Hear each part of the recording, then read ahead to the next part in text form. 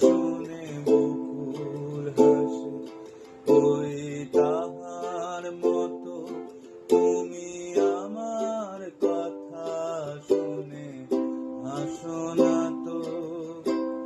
অলির কথা শুনে বকুল হাসে, ওই তাহার মতো তুমি আমার কথা শুনে হাসো না তো।